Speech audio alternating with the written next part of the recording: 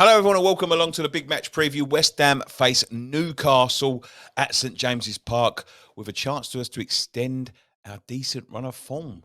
This is the big match preview. My name's Nicky Hawkins, standing in for Scott Collier this week, and I'm joined by Ryan. How are you, mate? Hello, mate. Yeah, I'm standing in for Dan Lawless by the looks of it. So, yeah, no, We're both standing in. yeah, we're both. I'm still standing We're better the, than I ever will. yeah, Yeah, two standings. we're the standing duo. We're the warm up act for Scott and Dan. But yeah, no, looking forward to it, mate. Should be an entertaining game. As you said, we've lost one in our last five in all competitions, so we've sort of found a little bit of form, whether it's been pretty or not. Results matter at the end of the day. And this is going to be a very difficult challenge going up to St James's Park because they're going to be buzzing after reaching their first cup final in, what was it, 24 years? So they're going to be up for it. Yeah, they are going to be up for it. It is a tough task to go to Newcastle. They're in indifferent form, really. They've had a lot of draws, although they find themselves still in that top four, which is, I'm sure, dreamland for them. What have you made of Newcastle this year, Roy? Are you impressed by them? Yeah, I've been very impressed. I've been impressed with them since the second half of last season, mate. They went out. Everyone thought they was going to get all these big name signings. They went out. They bought very Smart. well. They got players in that are proven Premier League players, British players, and they've done the job. And ever since then, they just haven't looked back. And you look at them at the moment; they sit third in the Premier League, 39 points. Here, 21 points in front of us. So they don't They're already concede. safe, mate. Yeah, they don't concede that many either, mate. I think they've only conceded like 11 goals this season in the Premier League. So they're a tough team to break down. I watched them in their last league game. I think Crystal Palace away. They dominated the game. They just couldn't score. So yeah, I've been very impressed with the job that Eddie Howe has done as well. I mean, there was a lot of questions on him when he first got the job, that he wasn't going to last that long. He was going to get sacked once the money come in, but they've stuck with him. And look, he's doing wonders there. And now they're in their first domestic cup final for, what was it, 24 years? Since 1999, I think it was, wasn't it? Yes, I think it was 99. They got to two FA Cup finals in a row, but look, their fans are going to be buzzing. We're either going to find them in a state of awe, if that makes sense. We're going to find them like buzzing, absolutely, like a bit like us when we got to the semi-final last year of the Europa Cup when we went to Tottenham and they started beating us. Couldn't give a fuck. You know what I mean? Like was really disinterested. It's that low after the high, or we're going to find that absolute place buzzing and then thirsty for more. Look, I've got no doubt that this is going to be, especially if they can win that cup, this is going to be a stepping stone to the next level for Newcastle. But what we've got to do, we've got to capitalise on that transition. They have just made a cup final. They may be a little bit off of it. Bruno Guimaraes could be banned for this one. He did get a red card in the game the other night. Listen, I don't know whether it's confirmed he's going to be banned. We'll have to keep an eye on it. They could appeal and all of that sort of thing, but I don't know what's going on. I don't know if you've heard anything, right? I think he will miss the game from what I've seen, and I was reading a little while ago. I think he will miss the game, which is a massive boost for us, a big loss for them. But Best player, just best player by with a what long you were shot. saying as well, like I think them getting to a League Cup final is massive. It's a big cup in this country. Some of the big teams especially Man City over the past few years have pissed all over it really. So to see a team like Newcastle that could potentially win it, they've got a tough game against Man United as well because Man United need a trophy. Um, so yeah, but I think for them getting in the top four in the Champions League would be bigger than winning the League Cup because it would be massive if they got into the Champions League. They sit third at the moment. They're going well. It's not They're struggling to score goals, though, Roy. struggling to score goals, but as I said, they're not conceding many. The only thing that sort of you can think of now is that them players don't want to miss out on a cup final. So now they might have the cup final in their head because it's only a couple of weeks away. Yes, that's right. You know what I mean? They it might be a good time for us to play them. Because we're desperate. We need points. They might be pulling out of tackles, not putting it in. I mean, listen, the Newcastle fans won't allow that. They won't allow that. Believe me, if they see their players doing that, they're going to be all over them. But I think in the back of their minds, they sort of understand it because it's been a long time since it's been in the cup final. But yeah, it could be a good time to play them.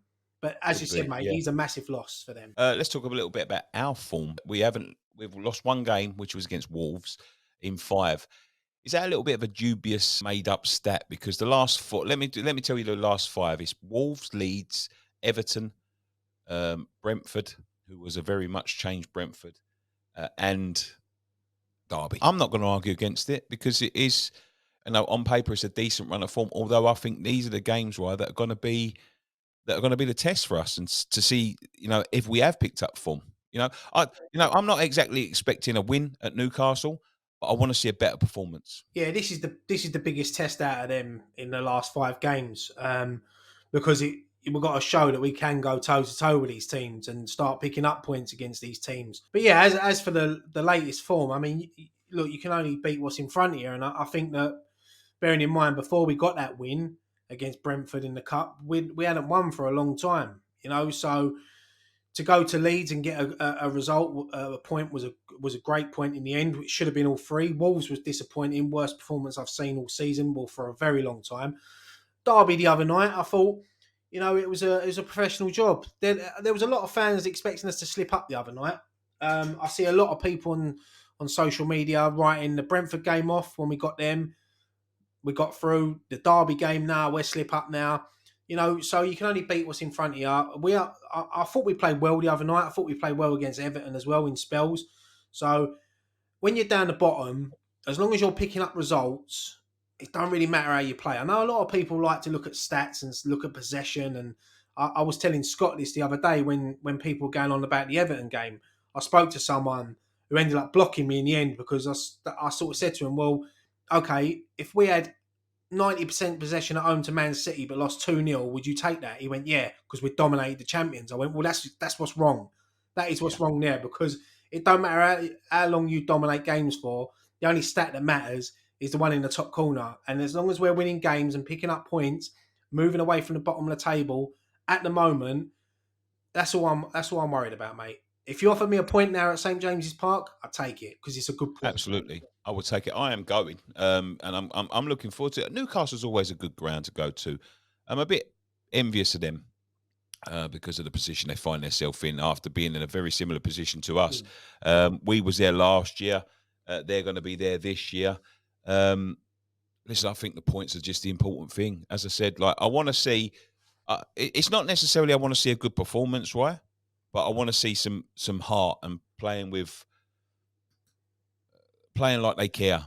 That I think that's the most important thing. And the other night against a League One opposition, look, I'm never going to sit there and slag my team off. I know that I don't think the Everton performance was great, but we picked up the points. The Derby performance wasn't saying that sent shockwaves throughout the league, but I've been there many a night, mate. Wrexham, Swansea, Stockport, when we've been knocked at Wigan, Wimbledon, and I've been there on them nights when we have been knocked out and humiliated by these teams.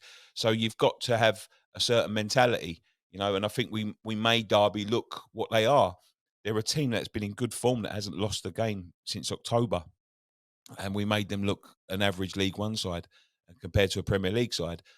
As I said, it didn't. I thought there was good individual performances. I thought the team performance was good, but that's what I want to see more from West Ham. I want to see, it is not about, oh, this player's let us down, but this player played well.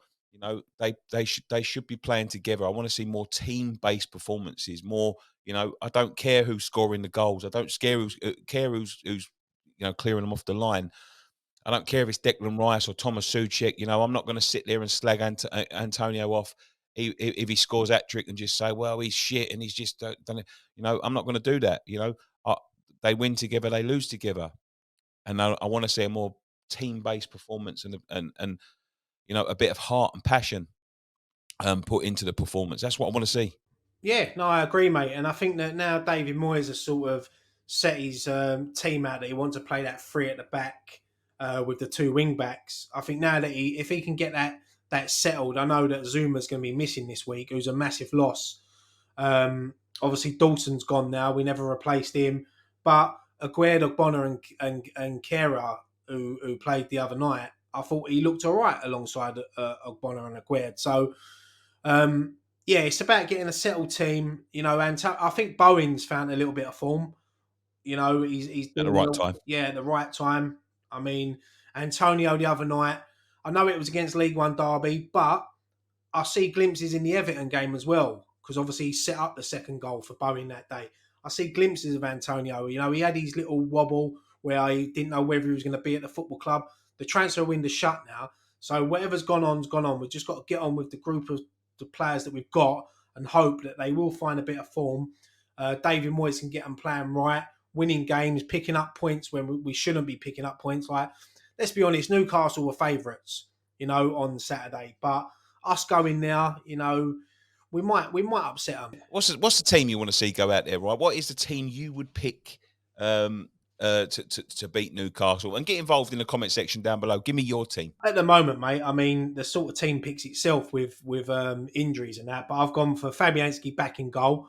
As much as I want to see Areola in goal, I think he'll go Fabianski. I think the back three will be Aguerd, Ogbonna, and Kera. Sufal and Emerson on both playing both wing backs. I think Declan Rice will come back in alongside Paqueta, and then I'd have Antonio up top with Ben Rama on the left and Bowen on the right of him.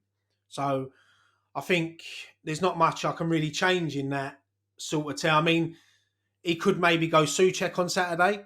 He could go Rice and Suchek just for his bit of height. Maybe not play Paqueta. But I think when you're going up against Newcastle, a team that's not conceding many goals, you've got to put players out there that can create and frustrate Newcastle. And I think having that forward three of Ben Rama, Bowen, and Antonio, I think that could cause them um, some issues at the back. So I think I've been impressed with Emerson the last couple of games. I've been impressed with Sufal as Yeah, I well. I agree. think we're getting the old Sufal back that we when we first signed him. Um, Ogbonna just adds that little bit of experience at the back, and I think Aguerd for me, honestly, I think he's class. I've been so impressed with him since he's come back from his injury. He looks like he can lead the line as well, which is massive, which is where we've struggled a lot this season. We haven't had a settled back line. And now we look like we might be getting, because if Zuma was fully fit, he'd be playing alongside Ogbonna and Aguerd for me. But yeah, that's the team I'd go for. I would agree with you. I totally agree. I'd have picked exactly the same team, except I'd have put Areola in instead of Fabianski. I think Fabianski's look. I was talking about this earlier on the podcast. Fabianski's 38 years old. He's in the last 6 months of his contract. Areola's been bleating about how he wants to be number one. He's also kept clean sheets in the last two games that he's played. I don't know what else he has to do to get in. And I'm sure Lucas Fabianski. I don't know what the current is with him. Whether they're going to extend his contract, or he's going to retire from football. He's going to go back to Poland. West Ham. That's what West Ham do. Like, they like extending players' contracts when really their time has passed. You know what I mean? Aaron Cresswell should have never got an extra year. I don't think. Go back to Zabaleta. He probably shouldn't have been given an extra year. But they like to extend contracts. They like to keep the old tried and tested around.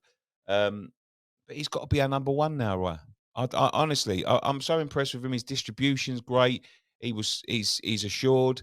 He's ready to be a number one. And I'm a bit, especially with some of the goals that Lucas has let in. And Lucas has been playing for a long time.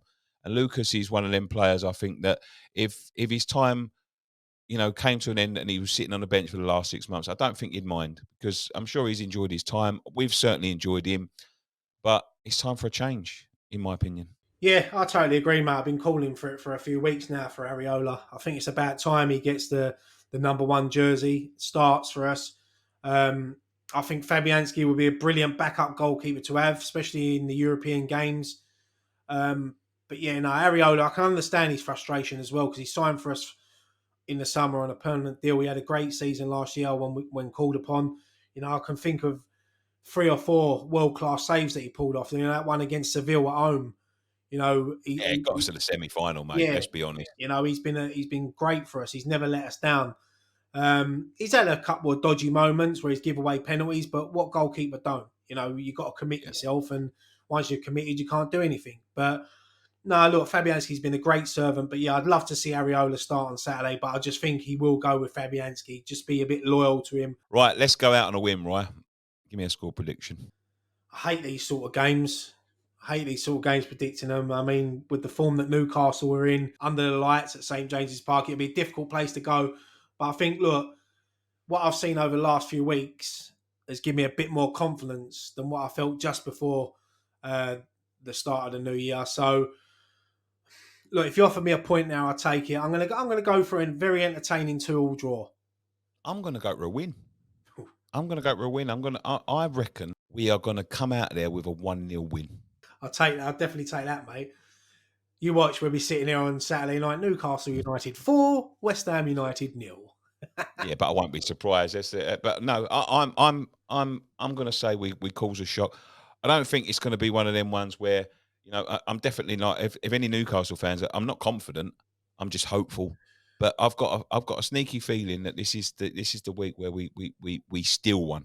If that makes sense, I we think, get a 1-0 win. yeah, the thing is, I can see him scoring because they've got a certain Callum Wilson plan for him. And you know what he's like. Loves a goal against West Ham. He's like our new Lukaku, isn't he? And Rooney. Yeah, Always scores against us. But look, Almiron, he's been in great form this season. Joe Linton, even, yeah. they were writing him off last season. He's a different player. Um, Well, different yeah, position. different. Yeah, he drops. He does a bit like what Harry Kane does. Drops deep Yeah, and yeah. yeah. No, listen. As I said, mate, I'll take the point, but I'll definitely take your prediction over mine all day long. Let us know what you think in the comment section down below. Thank you very much for joining us on the preview. If you're new around here, do click the subscribe button. I think about 20% of the people that are subscribed watch the channel. So, um, sorry, 80% of people that are watching these videos are not subscribed. So please consider subscribing. It's just a click of a button and a bell icon, and you can watch all the content that comes on. And if you've been around here a while and you want more, Patreon has got a podcast on there every week, which isn't Patreon exclusive, and we're looking to put new content on there now. So go, and if you're a fan of the channel, consider becoming a patron. But thank you very much for joining. One thing left for us to say: How are come on, you, you Irons?